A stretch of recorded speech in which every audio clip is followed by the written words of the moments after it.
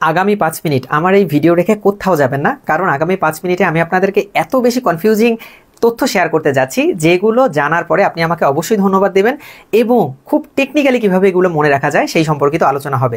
So প্রথমেই আমি অনুরোধ করব ভিডিওটাকে শেয়ার দিয়ে টাইমলাইনে রেখে দিন, কারণ হারিয়ে গেলে পরে আফসোস করবেন। তো আমরা জানি যে ক থেকে ম পর্যন্ত এই 25টা বর্ণকে আমাদের বলা হয় হচ্ছে বর্গীয় বর্ণ। ওকে, বর্গীয় বর্ণ। এই বর্গীয় বর্ণ থেকে অনেক রকমভাবে কোশ্চেন আসে। কিভাবে? কোনগুলো ঘোষ, কোনগুলো অঘোষ, কোনগুলো অল্পপ্রাণ, কোনগুলো মহাপ্রাণ। তারপরে হচ্ছে বর্গীয় বর্ণের নিচে যে বর্ণগুলো আছে সেগুলো থেকে তারণজাত, কম্পনজাত, অন্তস্থ, এই ধরনের অনেক ধরনের কোশ্চেন আসে যেগুলো আমরা আজকে চুটকির মাধ্যমে শিখে যাব। প্রথম যে কনফিউশনটা ক্লিয়ার করব সেটা হচ্ছে বর্গীয় বর্ণ এবং বর্গীয় ধ্বনি।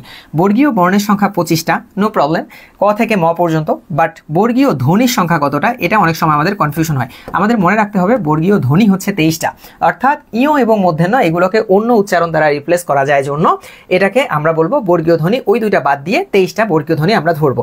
বাট অনেক সময় কোশ্চেনের মধ্যে 23টা অপশনে থাকে না, তখন আমরা 25টা দাগাবো, কোনো সমস্যা নাই। বাট যদি অপশনে 23টা থাকে তাহলে আমাদের বর্গীয় ধ্বনি 23টা দাগাতে হবে। সো প্রথম ইনফরমেশন গেল হচ্ছে বর্গীয় বর্ণ এবং বর্গীয় ধ্বনি সম্পর্কে। এখন আসি অল্পপ্রাণ, মহাপ্রাণ, ঘোষ এবং অঘোষ এগুলো কিভাবে ডিটেক্ট করব 1 সেকেন্ডের মধ্যে। সো প্রথমে জেনে রাখি আমরা, অল্পপ্রাণ মানে হচ্ছে বাতাস কম, মহাপ্রাণ মানে হচ্ছে বাতাস বেশি। অর্থাৎ যেগুলো বর্ণ উচ্চারণের সময় আমাদের বাতাসের চাপ কম থাকে সেগুলো অল্পপ্রাণ, বাতাসের চাপ বেশি থাকলে মহাপ্রাণ। এবং ঘোষ অঘোষ কোনগুলো? যেগুলাতে স্বরতন্ত্র আমাদের বেশি অনুরণিত হয় বা বাধাপ্রাপ্ত হয় সেগুলোকে বলবো ঘোষ।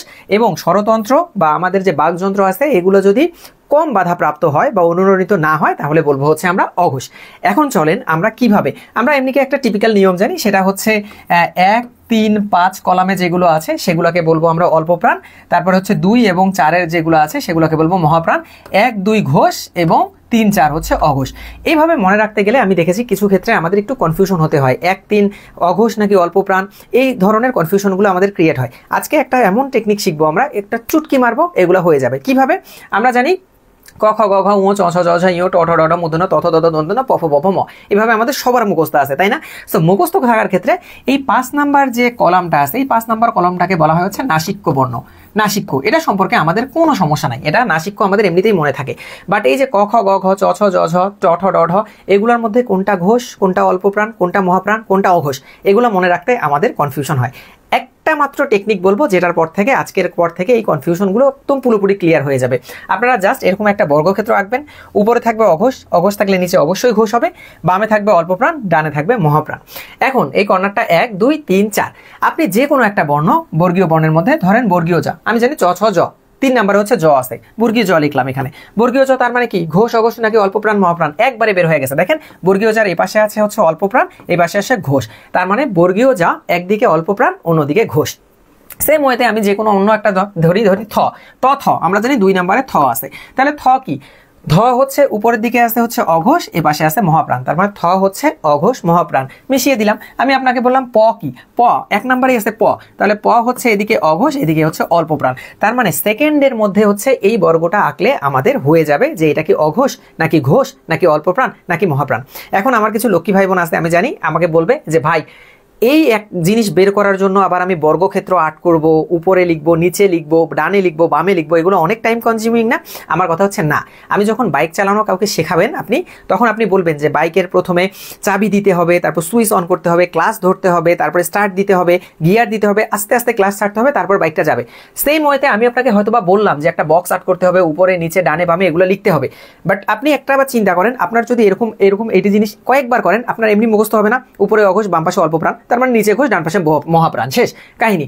আপনি মনে মনে জাস্ট চিন্তা করেন, আমাকে বলার জন্য প্র্যাকটিস করার সময় কয়েকবার হয়তো আপনার এটা দেখতে হবে। বিলিভ মি, একবার যখন আয়ত্ত হয়ে যাবে এটা নিয়ে আপনার বিন্দু পরিমাণ খাতায়ও আঁকতে হবে না, আপনার হিসাবও করতে হবে না, জাস্ট মনে মনে হয়ে যাবে। আপনি হয়তো খ কি ধ্বনি আপনি এমনি জানেন, ক খ 2 নাম্বারে পরে, 2 নাম্বারে উপরে আছে অঘোষ, ডান পাশে আছে মহাপ্রাণ, তার মানে হচ্ছে খ অঘোষ মহাপ্রাণ। আঁকতেও হবে না, আপনি আমাকে এতটুকু বিশ্বাস করেন যে আপনি এই জিনিসটা খালি কয়েকবার প্র্যাকটিস করেন, তার পরবর্তীতে বর্গ আর্ট করা অঘোষ মহাপ্রাণ অল্পপ্রাণ এগুলো কিচ্ছু আপনার লিখতে হবে না, জাস্ট ব্রেনের মধ্যে আপনি করে ফেলতে পারবেন। এখানকার মধ্যে 1, 3, 2, 4, 1, 2, 3, 4, 5 এইভাবে মনে রাখার চেয়ে এইভাবে মনে রাখাটা অনেক সহজ। আরেকটা কনফিউজিং জিনিস দূর করি, সেটা 5 নাম্বারটা কিন্তু আমরা নাসিক্য বর্ণ হিসেবে জানি, কিন্তু 5 নাম্বারের যে বর্ণগুলো আছে এগুলোও কিন্তু অল্প প্রাণ বর্ণ, যার কারণে আমাদের যদি উঁ ইয় মূর্ধন্য দন্তেন্য ম দিয়ে আমাদেরকে বলে যে এগুলো কি অল্প প্রাণ নাকি মহাপ্রাণ, আমাদের কিন্তু অল্প প্রাণ দাগাতে হবে। বেশিরভাগ ক্ষেত্রে শুধু নাসিক্যটা জানি, কিন্তু এগুলো যে অল্প প্রাণ এই জিনিসটা আমরা জানি না। তাহলে দুইটা কনফিউশন ক্লিয়ার হয়ে গেল। এক হচ্ছে আমরা দেখলাম বর্গীয় বর্ণ 25টা, বর্গীয় ধ্বনি 23টা। 2 নম্বরে আমরা দেখলাম কিভাবে অল্প প্রাণ, মহাপ্রাণ, ঘোষ, অঘোষ সেকেন্ডের মধ্যে নির্ণয় করব এই বক্সটার থ্রুতে। এই বক্সটা ভালোভাবে কয়েকবার প্র্যাকটিস করবেন, তারপরে আর লাগবে না।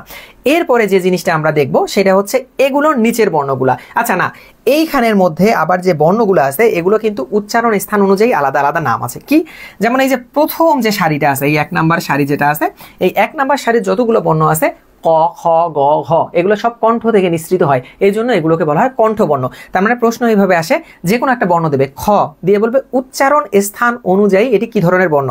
বর্ণকে কিন্তু কয়েকটা বেসিসে ভাগ করা যায়, মাত্রার উপর ডিপেন্ড করে। যেমন মাত্রা যেগুলো মাত্রার উপর ডিপেন্ড করে 3 ভাগে ভাগ করা যায়, যে মাত্রাহীন, অর্ধমাত্রা, পূর্ণমাত্রা। আবার বর্ণকে 2 ভাগে ভাগ করা যায়, স্বরবর্ণ, ব্যঞ্জন বর্ণ। তবে উচ্চারণের উপর ভিত্তি করে বর্ণকে 5টা শ্রেণীতে ভাগ করা যায়। কি কি? প্রথমটা হচ্ছে কণ্ঠ। কণ্ঠ মানে হচ্ছে একদম এখান থেকে আসবে, ক, খ, গ, ঘ। পরের লাইনটা 2 নাম্বার যেটা আছে সেটাকে বলা হয় হচ্ছে তালব্য, অর্থাৎ তালু থেকে উচ্চারণ হয়, চ, ছ, জ, ঝ, ইয়। কি ধরনের প্রশ্ন আসবে? ঝ দিয়ে আপনাকে বলবে যে উচ্চারণ স্থান অনুযায়ী কি ধরনের বর্ণ। আপনার তো এটা মুখস্থই আছে, আপনি জাস্ট চ, ছ, জ, ছ যেহেতু 2 নাম্বার সারিতে আছে, 2 নাম্বারগুলো সব তালব্য, 3 নাম্বারগুলো সব মূর্ধা, আস্তে আস্তে সামনের দিকে আগাচ্ছে, এখান থেকে আস্তে আস্তে সামনের দিকে আগাচ্ছে। 3 নাম্বারে হচ্ছে মূর্ধা। এখন আপনি প্রশ্ন আসবে ট, ঠ, ড, ঢ, মূর্ধন্য, এগুলো কি ধরনের বর্ণ? উচ্চারণ স্থান অনুযায়ী এগুলো হচ্ছে মূর্ধা বর্ণ। অর্থাৎ মূর্ধা, যে এই যে মূর্ধান্য এই কথাটা আমরা বলি না, ওই মূর্ধান্য থেকে এগুলো যে মূর্ধাবর্ণ বলা যায়। তারপর দন্তন্য। দন্তন্য মানে কি? দন্ত থেকে উচ্চারণ হয়, তার মানে 4 নাম্বার সারির এগুলো সবই হচ্ছে দন্তবর্ণ, ত, থ, দ, ধ, দন্তন্য। এবং প, ফ, ব, ভ, ম এগুলো বলার সময় ওষ্ঠ মানে ঠোঁটের ব্যবহার, এই জন্য এগুলো হচ্ছে ওষ্ঠবর্ণ। তার মানে উচ্চারণ স্থান অনুযায়ী আবার এই বর্গীয় বর্ণগুলো অনেক সময় প্রশ্নে আসে। যে কোনো একটা বর্গীয় বর্ণ দিবে, দিয়ে আপনাকে জানতে চাইবে যে উচ্চারণ স্থান অনুযায়ী এটা কি ধরনের বর্ণ। সো আমাদের যদি এই সারিগুলো এমনিতেই মুখস্থ থাকে, আমরা এটা উত্তর করতে পারবো। 3টা জিনিস চলে গেল আমাদের। 4 নাম্বার জিনিস, এরপরে যেগুলো আছে জ, র, ল, ব। জ, ব, র, ল, এটা আসলে ব হবে, এটা একটা মানে রয়ের ফোঁটা এসে গেছে, এটা হচ্ছে একটা টাইপিং মিস্টেক। সো এই যে জ, র, ল, র, জরল। ওকে, এই যে জ, র, জ, ব, র, ল, হজ, ব, র, ল, মন হজ, ব, র, ল বলে না, এই হজ, ব, র, লর হটা বাদ, জ, ব, র, ল। এই জ, ব, ল, ল এদেরকে বলা হয় হচ্ছে অন্তস্থ বর্ণ, অন্তস্থ বর্ণ। ওকে, জ, ব, র, ল এদেরকে বলা হয় অন্তস্থ বর্ণ।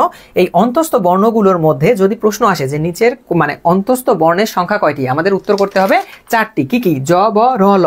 তবে যদি প্রশ্ন আসে, এই জকে যেহেতু বর্গী জ দ্বারা রিপ্রেজেন্ট করা যায় বা রিপ্লেস করা যায়, এই জন্য যদি প্রশ্ন আসে যে অন্তস্থ ধ্বনি কতটি, তখন আবার অন্তস্থ বর্ণ, বর্ণ হচ্ছে 4টি। যদি প্রশ্ন আসে অন্তস্থ ধ্বনি কতটি, তখন আবার হয়ে যাবে 3টি।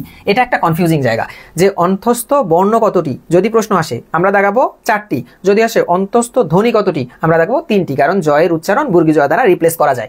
এরপরে আসি তালবস্য, মূর্ধন্যস্ব, দন্তস্ব, হ। এই যে বর্ণগুলো আছে, এই বর্ণগুলোকে বলা হয় উষ্ম বর্ণ, কারণ এদের উচ্চারণের সময় একটু উষ্ম হালকা বাতাস বের হয়, গরম বাতাস বের হয়, এই জন্য এদেরকে বলা হয় উষ্ম বর্ণ। ওকে, তাহলে যদি প্রশ্ন আসে উষ্ম বর্ণ কতটা, আমাদের উত্তর করতে হবে উষ্ম বর্ণ 4টা। কিন্তু এখানকার মধ্যে মূর্ধন্যস্ব আবার দন্তস্ব এর উচ্চারণ দ্বারা রিপ্লেস করা যায় যেহেতু, এই জন্য সেম ওয়েতে আবার উষ্ম ধ্বনি হয়ে যাবে হচ্ছে 3টা। তাহলে উষ্ম বর্ণ কয়টা? উষ্ম বর্ণ 4টা, কিন্তু উষ্ম ধ্বনি কয়টা যদি প্রশ্ন আসে, তখন হবে উষ্ম ধ্বনি হচ্ছে 3টা।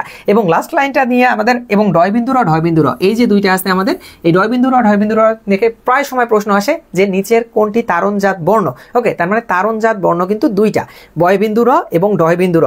ডয় বিন্দু র এবং ঢয় বিন্দু র এই 2টাকে বলা হচ্ছে তারণজাত বর্ণ, তারণজাত বর্ণ, এই দুটোকে বলা হয় তারণজাত বর্ণ। এবং এই 2টা বর্ণের আবিষ্কারক ঈশ্বরচন্দ্র ও বিদ্যাসাগর জন্য এদেরকে বিদ্যাসাগরীয় বর্ণ বলা হয়। প্রশ্ন আসতে পারে নিচের কোনটি বিদ্যাসাগরীয় বর্ণ, তাহলে ডয় বিন্দু র এবং ঢয় বিন্দু র। অ্যান্ড লাস্টলি যেটা আমাদের রয়েছে সেটা হচ্ছে খণ্ডেত্ব, অনেশ্বর, বিসর্গ, চন্দ্রবিন্দু। খণ্ডেত্ব না, অনেশ্বর, বিসর্গ, চন্দ্রবিন্দু, এই যে 3টা আছে, এই 3টাকে বলা হয় হচ্ছে পরাশ্রয়ী বর্ণ। কি বলা হয় এই 3টাকে? এই 3টাকে বলা হয় পরাশ্রয়ী বর্ণ।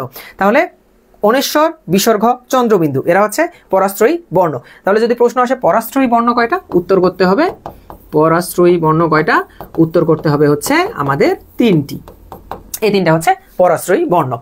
এখন আমাদের কথা হচ্ছে যে এই যে আমরা ইনফরমেশনগুলো পড়লাম, এখান থেকে এই ইনফরমেশনগুলো তো গুরুত্বপূর্ণ, পাশাপাশি আমাদের আরও কিছু ইনফরমেশন এখান থেকে খুব গুরুত্ব দিয়ে জানতে হবে। সেটা কি? সেটা হচ্ছে আমাদের প্রায় সময় প্রশ্ন আসে যে নাসিক্য বর্ণ কতটি। ওকে, তো আমরা একদম চোখ বন্ধ করে 5 নাম্বার লাইনের যেগুলো আছে নাসিক্য বর্ণ 5 নাম্বার লাইনের গুলো আমরা বলে দেই যে নাসিক্য বর্ণ 5টি, যেটা মোটামুটিভাবে একটা ভুল কথা। কারণ নাসিক্য বর্ণ যদি বলে নাসিক্য বর্গীয় বর্ণ কতটি, তখন উত্তর হবে হচ্ছে 5টি।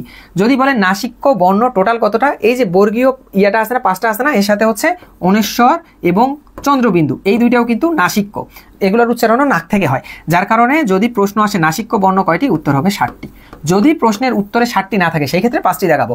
তবে নাসিক্য টোটাল বর্ণ হচ্ছে 60টা, নাসিক্য বর্গীয় বর্ণ হচ্ছে 5টা। এই ইনফরমেশনটা আমাদের জন্য খুবই খুবই খুবই ইম্পর্টেন্ট। এবং লাস্টলি একটা ইনফরমেশন, সেটা হচ্ছে চন্দ্রবিন্দু সবসময় স্বরবর্ণের উপরে বসে। ওকে, চন্দ্রবিন্দু কোথায় বসে এরকম কিন্তু প্রশ্ন হয়। চন্দ্রবিন্দু সবসময় স্বরবর্ণের উপরে বসে, ব্যঞ্জন বর্ণের উপরে নয়। এই যে আমার কয়েকটা ইনফরমেশন আমি শেয়ার করলাম, এই ইনফরমেশনগুলো খুবই ইম্পর্টেন্ট। এর পাশাপাশি আরেকটা গুরুত্বপূর্ণ বিষয়, যে এই যে অল্পপ্রাণ মহাপ্রাণের যে জায়গাটা আছে না, অল্পপ্রাণ বর্ণগুলো আরেকটা খুব শর্টকাট ওয়েতে হচ্ছে নির্ণয় করা যায়। সেটা হচ্ছে আপনারা জাস্ট নাক বরাবর এইভাবে হাত রাখবেন, রেখে আপনি বর্ণগুলো উচ্চারণ করবেন, যে ক, খ, গ, ঘ। যেখানে একটু গরম ভাব পাবেন সেগুলা হচ্ছে আপনার মহাপ্রাণ, আর যেখানে হালকা ভাব পাবেন সেগুলো হচ্ছে অল্পপ্রাণ। ক, বাতাসের কোনো চাপ নাই। খ বলার সময় দেখেন একটা গরম ভাব লাগবে। গ, কোনো কিছু মনে না। ঘ, এটা চাপ পড়ে। ট, কিছু মনে না। ঠ, ঠ বলার সময় কি আসে, একটা গরম ভাব আসে। তার মানে নাকের সামনে এইভাবে হাত নিয়ে একটা বর্ণ উচ্চারণ করবেন আপনারা। বর্ণ উচ্চারণের সময় যদি আপনারা দেখেন যে একটা গরম ভাব পাচ্ছেন, হয়ে যাবে ওটা মহাপ্রাণ।